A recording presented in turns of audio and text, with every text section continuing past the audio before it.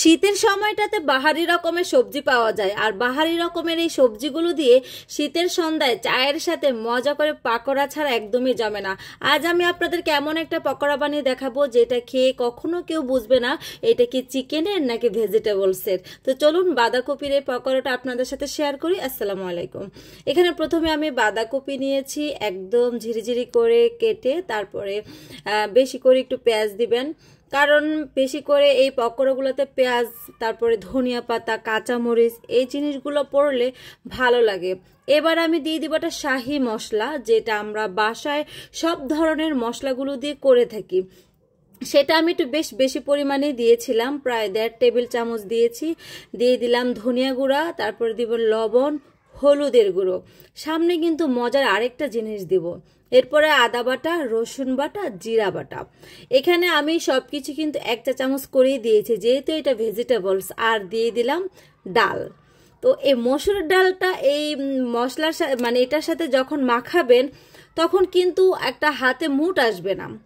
আগে প্রথমে আমি কেন কর্নফ্লাওয়ারটা দিলাম না, মশলাগুলোর সাথে ডালটা এবং ভেজিটেবলসটা ভালো মতো মিশিয়ে এরপরে আমি আমার পরিমাণ মতো দিয়েছি, যতক্ষণ না পর্যন্ত আমার পকোড়ার একটা শেপ চলে না আসবে হাতের মুঠে। তো বিশ্বাস করবেন না, এইটার যেটা শাহি মশলাটা আমি দিয়েছি, আদা বাটা, রসুন বাটা, সব কিছু পারফেক্ট একটা ব্যালেন্স ছিল। আর যেহেতু মসুর ডাল ছিল, তারপরে আপনার বাঁধাকপি ছিল, আবার কর্নফ্লাওয়ার, সব কিছু মিলিয়ে ক্রিপসি, মুখে দিলে একদম সফট।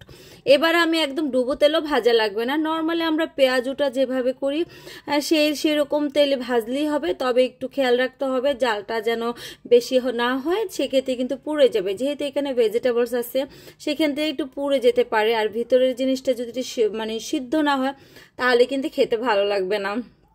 আর এমনিতেও দেখবেন অনেক সময় আমরা পেঁয়াজু বানানোর জন্য ডাল বাটি, হঠাৎ করে বাসায় গেস্ট চলে আসলো, তখন আপনার এখন তো বেশি লাগবে, তখন বাসায় যদি একটু বাঁধাকপি থাকে এরকম কুচি কুচি করে দিয়ে দিবেন, বাস একটু বরকত হয়ে গেল। আর বিশ্বাস করবেন সস দিয়ে খেতে এত পরিমাণে মজা হয়েছে, আর কি বলবো। আর এই শীতের সময় এখন শীত এখনো পুরো আসে নাই, বাট ওয়েদারটা কিন্তু একটু ঠান্ডা ঠান্ডা ভালোই লাগে। এখন একটু ভাজা পোড়া বা করা, তা আমি প্রথমে ভেজেছিলাম, তারপরে আবার বাকিগুলা ভাজলাম। তো দেখতেই পাচ্ছেন কি সুন্দর ক্রিপসি হয়েছে। আপনারা কিন্তু অবশ্যই বাসায় ট্রাই করবেন, আর অবশ্যই খেয়ে আমার প্রশংসা করতে হবে। তো যাই হোক, চায়ের সাথে তো পকোড়ার সাথে তো চা লাগবেই, তো চাও বানিয়ে নিচ্ছি। একদম পিরিজে করে বসে বসে পকোড়া খাবো, সাথে চা খাবো, আর বসে বসে কি ফোন স্ক্রল করতে থাকবো।